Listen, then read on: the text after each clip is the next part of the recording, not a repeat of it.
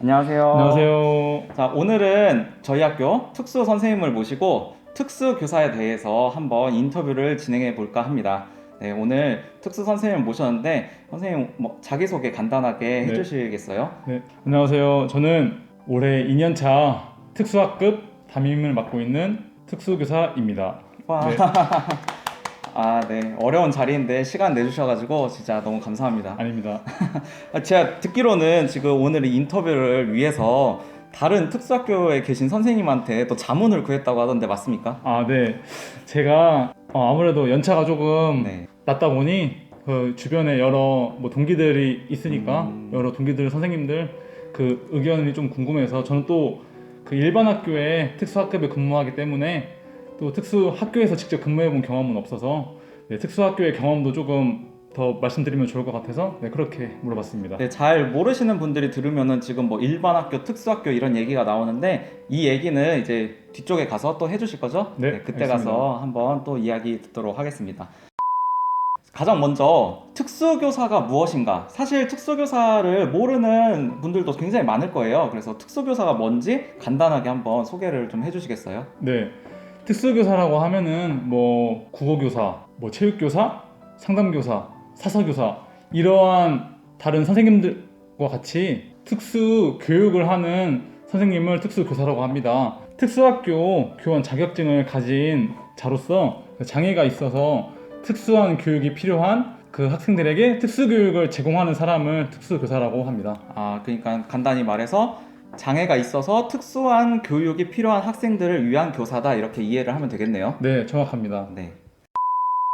선생님, 그러면은 일단 우리가 교사가 되려면은 어떠한 학과를 나와야 되잖아요. 또 그럼 특수교사가 되려면은 이렇게 어떻게 해야 되나요? 네, 특수교사가 되려면은 먼저 알아야 될 게 있는데 그 특수교육은 유아특수, 초등특수, 중등특수로 이렇게 나누어집니다. 그래서 유아특수는 유치원 과정에서 근무할 수 있고 초등특수는 초등학교, 중등특수는 중학교 및 고등학교에서 근무할 수 있습니다. 그래서 대학에서 요구하는 일정 기준을 충족해서 그 사범대의 그 특수교육과를 졸업하거나 아니면 교직이수 또는 교육대학원을 통해서 특수교사의 길에 네. 들어갈 수 있겠습니다. 네. 그래서 제가 졸업한 사범대 그 중등 특수교육과를 기준으로 말씀드리면 총 130학점을 이수해야 졸업이 가능했고 여기에서 전공 과목은 약 45학점 정도 그리고 표식 과목이라고 해서 교과를 가르칠 수 있는 그 영역을 표식 과목이라고 하는데 그 표식 과목을 약 38학점 정도 이수를 해서 그렇게 이수했을 때 전교사 2급 자격증이 나오게 되었습니다. 표식 과목이라는 게 조금 다른 것 같은데 여기에 대해서 조금만 더 설명해 주실 수 있나요? 네, 표식 과목이라 하면은 가르칠 수 있는 교과의 영역을 나타내는 과목으로서 뭐 예를 들면 국어, 수학, 사회, 과학 등을 예로 들 수 있겠습니다.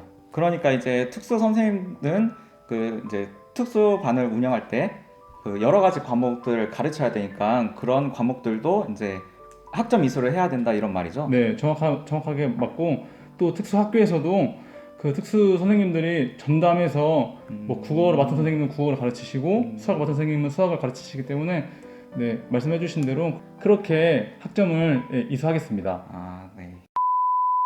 아까 영상 처음에도 제가 말씀드렸었는데 뭐 일반 학교가 있다, 특수학교가 있다 막 이런 게 있잖아요. 네. 그래서 특수교사는 어떻게 근무를 하는지 설명을 좀 해주시겠어요? 네, 특수교사는 여러 곳에서 근무를 할 수가 있는데 먼저 저같이 지금 일반 중학교에서 뭐 개별학습반 아니면 뭐 학습 도움반이라고 칭해지는 그 특수학급에 근무할 수가 있고 두 번째로는 유치원, 초등학교, 중학교, 고등학교 그 이후에 전공과까지 이렇게 모든 과정이 있는 특수학교에서 근무할 수가 있습니다.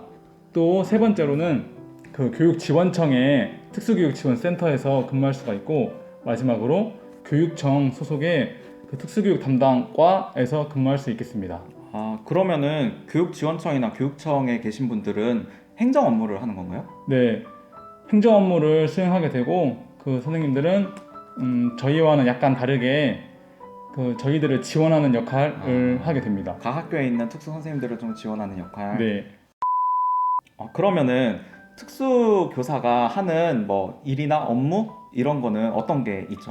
네, 저희 특수 선생님들은 일반 교과 선생님들과 동일하지만 가르치는 대상만 다를 뿐인데 특수 교육 대상 학생들을 대상으로 해서 교과 학습 지도는 물론 생활 지도, 기본 생활 습관 형성을 위한 일상생활 훈련, 또 이 학생들이 나중에는 자립을 해야 하기 때문에 자립생활 훈련, 직업 교육 등을 하겠습니다.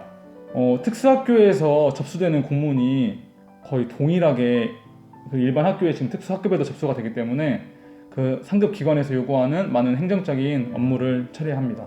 공문 처리를 이렇게 네. 해야 된다 이런 거죠? 네, 그러면은 이게 이렇게 선생님처럼 일반 뭐 학교에 있는 선생님이랑 또 완전히 특수 학교에 있는 선생님들이랑 그래도 뭔가 이렇게 업무나 수업에 차이가 있을 것 같은데 무슨 차이가 있는지 한번 정리해 주실 수 있나요? 네.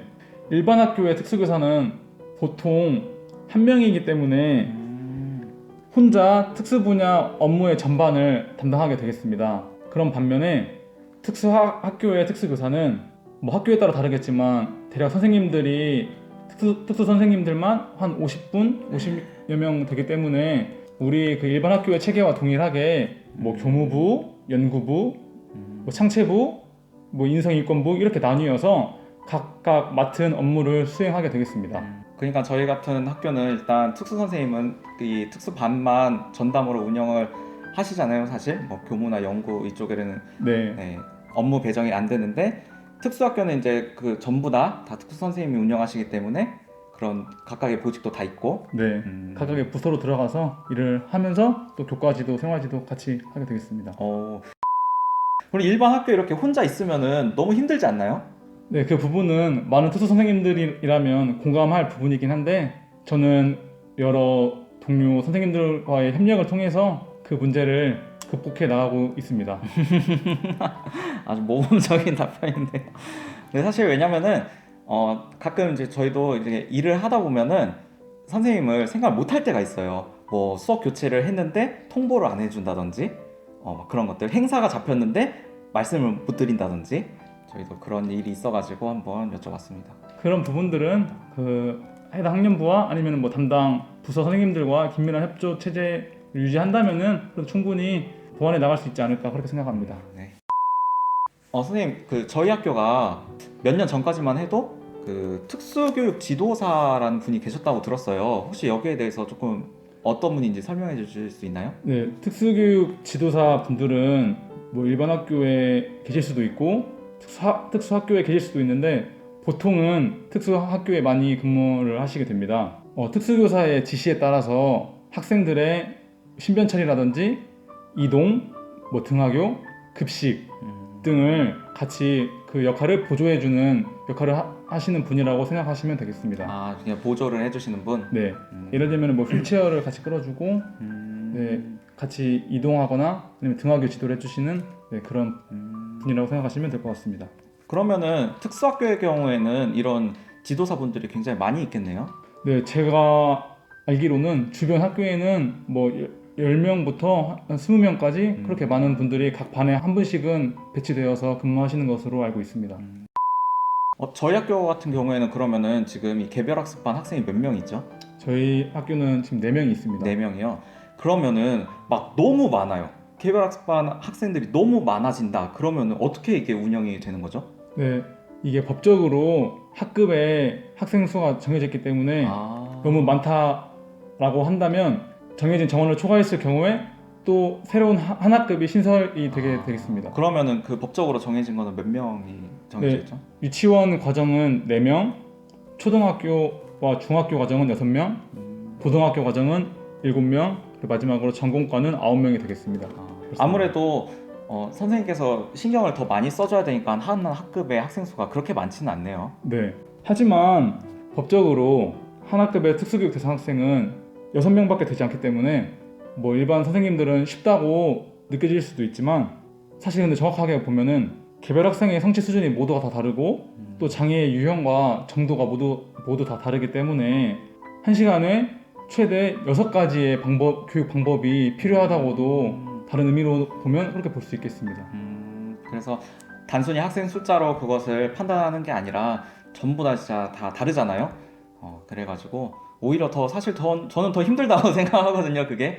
네. 그렇기 때문에 조금 더 말씀드리자면 특수교사의 이러한 뭐 어려움이나 수업에 있어서의 전문성 등을 인정해서 최초 임용 시에 다른 교과에 비해서 1호봉을 더 가산을 해주고 매달 그 특별 교육 수당이라고 해서 매달 약 7만 원을 더 받겠습니다.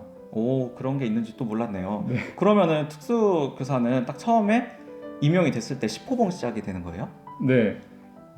다른 교과에 비해서 1호봉을 더 가산받기 때문에 10호봉에서 시작한다고 보시면 되겠습니다. 네, 그만큼 또 고생을 하시니까 모두가 다 고생하시지만 수업 실수가 어떻게 정해지나요? 뭐 수학을 좀 더 집중적으로 해주세요 이렇게 요청을 할 수 있다는 거예요? 만약에 제가 특수교사라면은 좀 걱정이나 두려움 같은 게 많을 것 같아요. 아무래도 이럴 때 조금 보람을 많이 느낀다. 우리가 이렇게 특수학생을 만났을 때 뭐 해서는 안 될 일,